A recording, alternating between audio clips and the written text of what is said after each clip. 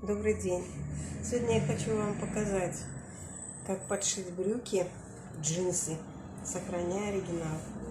Для этого мы сначала примеряем брюки, делаем отметку, затем складываем их вот так вот, шов со швом, чтобы нигде ничего не заламывалось, все было гладко. Для чего это нам надо?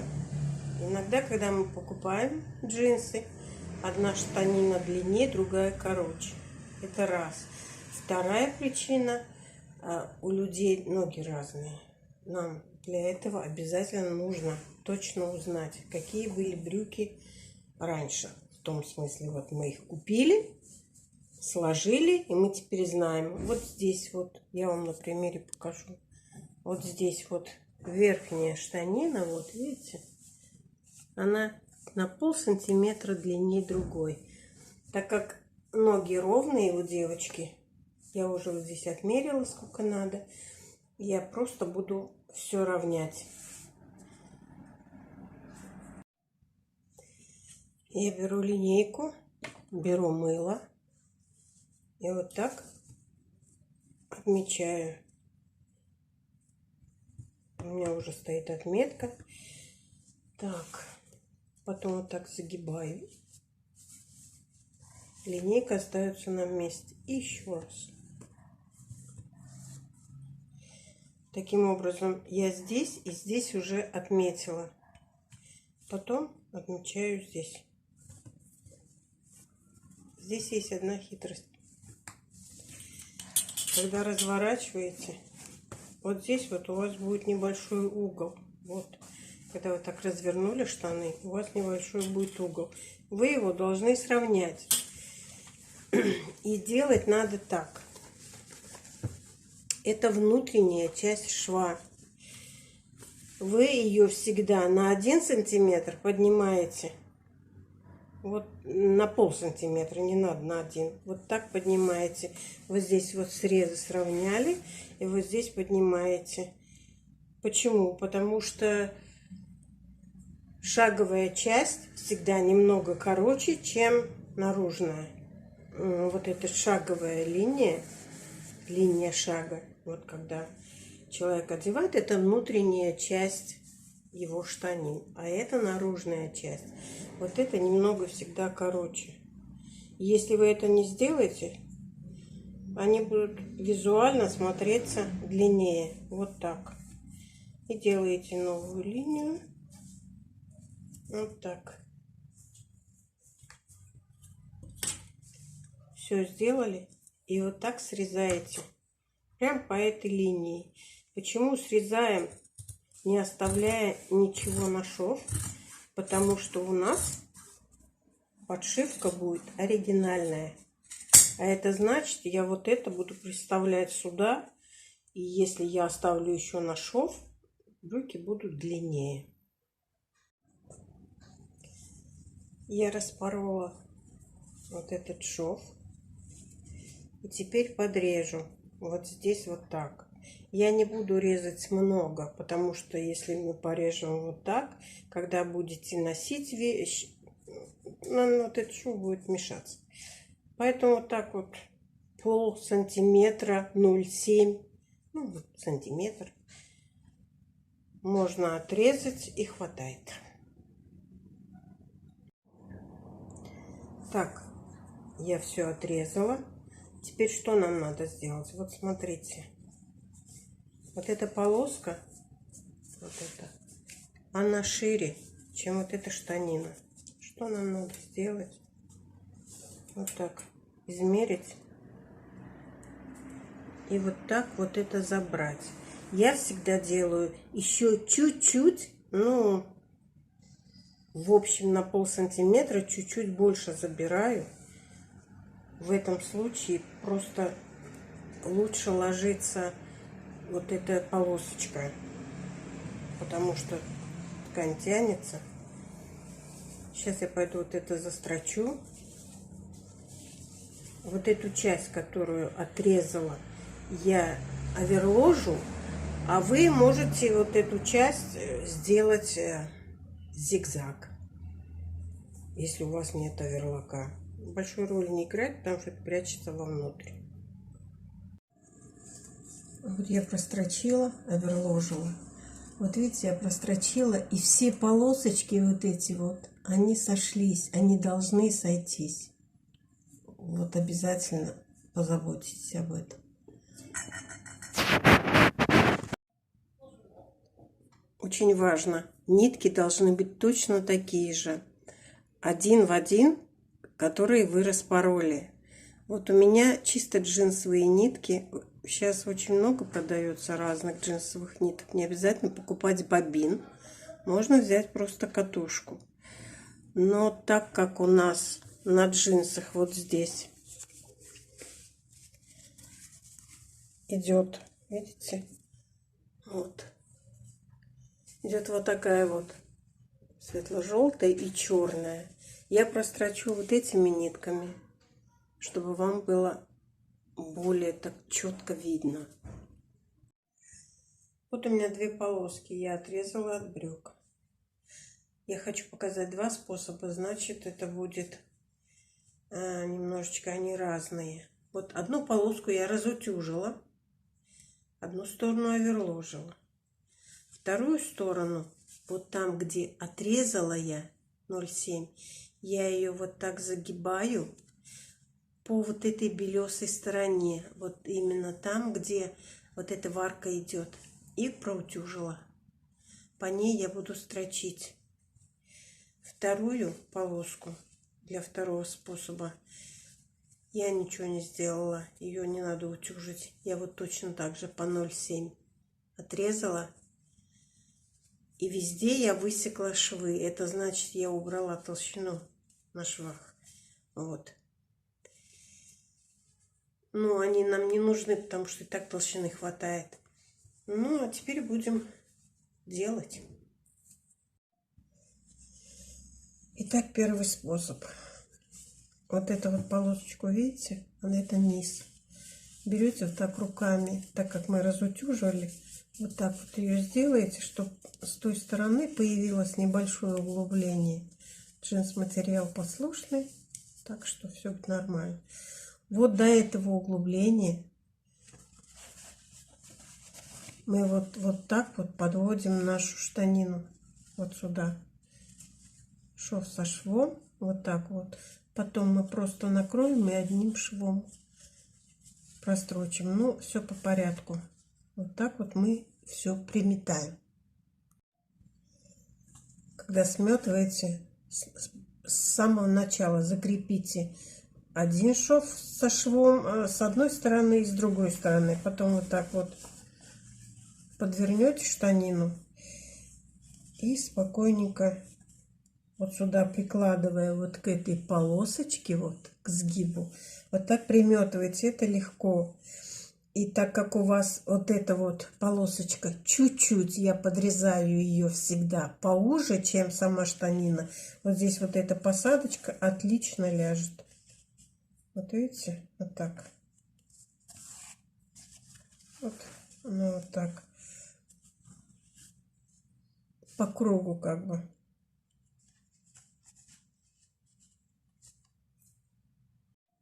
Так, все заметали. Теперь сгибаем вот так. Можно просто иголочку проложить, чтобы опять не заметывать. Особенно это все. Так как это по кругу, с двух сторон можно просто проложить. Просто вот так загибаете по вот этому белесой полоске. Шов со швом обязательно. Вот так можете сколоть иголочкой. Теперь что нам надо делать?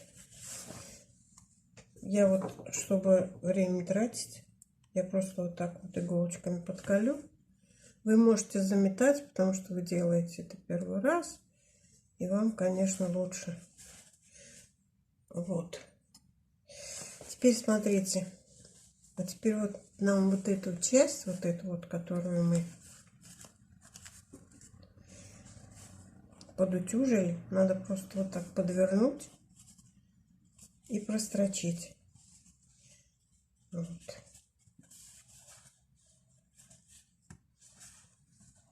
вот которую мы подутюжили, вот эту часть, заутюжили. Вот мы ее так подворачиваем и строчим прямо вот здесь вот.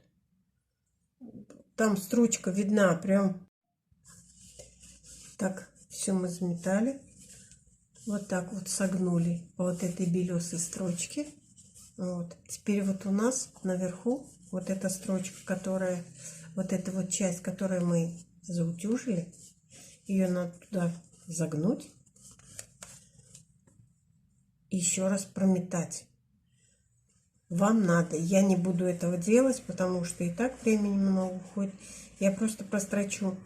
Вот здесь вот здесь есть следы от прошлой строчки. Вот по этим следочкам мы будем строчить.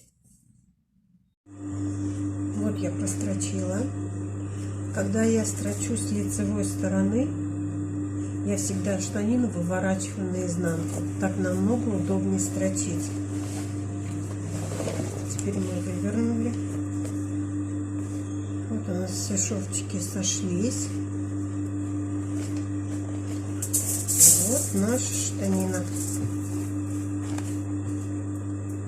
Вот видите, ровненько лежит. Если бы она была вровень со штаниной, вот эта полоска, она бы немного как расклешенная получилась. А здесь она четкая. Вот так вот у нас получилось. Это самый легкий способ. Почему? Потому что здесь не надо ничего подворачивать. Одной строчкой все зашили. И все. И еще, когда будете приметывать вот здесь вот, старайтесь вот сюда ближе к краю приметать, чтобы была возможность загнуть вот этот отрезочек. Так, этот способ самый легкий мы закончили. Так, теперь способ посложнее. Это для тех, кто нормально уже шьет, с машинкой на «ты». Это вот для них. Чисто профессиональный.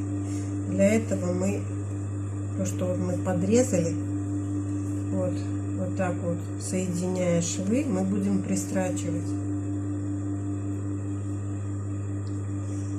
Здесь я не наметываю, но вам, конечно, лучше наметать, если вам этот способ понравится.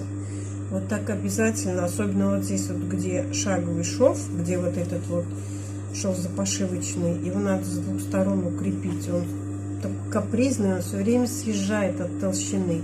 И даже если мы будем подрезать ткань, все равно он будет съезжать. Поэтому его я закрепляю с двух сторон. Здесь вот тоже закрепляем.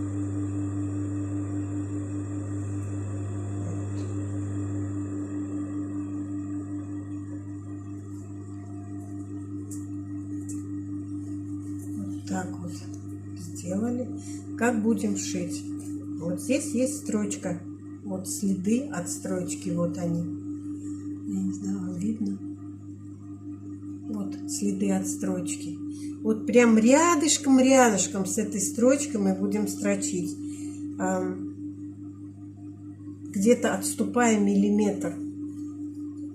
Вот по этой строчке, вот где вот след от строчки, мы будем делать отделочную строчку. Значит, нам надо отступить где-то миллиметра 2 отступим. Давайте. Пристрочили, соединили все шовчики. Так. Теперь вот эту часть, которую простроченную, мы загоняем вовнутрь. А так как у нас здесь уже есть вот эта вот часть, которая уже подгибается, мы же ничего не разутюживали, мы вот так ее закрываем и будем строчить. Конечно, лучше наметать, так будет ровнее, а еще лучше приутюжить, так будет вообще идеально. Вот, просто пойти на утюг и это все приутюжить. Начинаем приутюживать. Сгибаем по вот этой полосочке. Вот здесь вот отгибаем хорошенечко. Вот. И начинаем мешать. Утюжим хорошо. Чтобы прям хорошо было. приутюжено. На этих штанах подшивка вот эта вот широкая. И я выбрала эти штаны почему? Потому что результат виден как-то четче. А есть подшивки очень узенькие. Так, все приутюжили.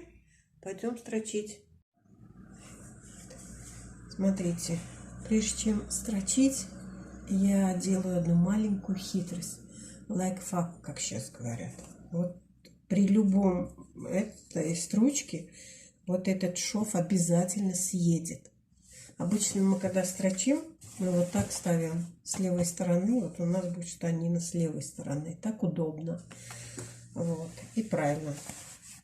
А так как она у меня обязательно съедет, вот эта часть, я буду строчить с другой стороны. Если бы я строчила с изнанки, у меня бы не было никаких проблем. Но я тогда могла бы не попасть вот в эти ячеечки, в старую, так скажем, строчку. А нам это надо, это важно. И поэтому что я делаю? Я делаю такую небольшую хитрость. Я с этой стороны подставляю именно в этом месте. И вот так вот я закрепляю эту строчку. Поставлю ровненько. Но это место самое капризное вот в этой переделке. И в первом и втором способе вот эта хитрость нужна. И вот так я ее прострачиваю. Ширина строчки у меня 4 миллиметра.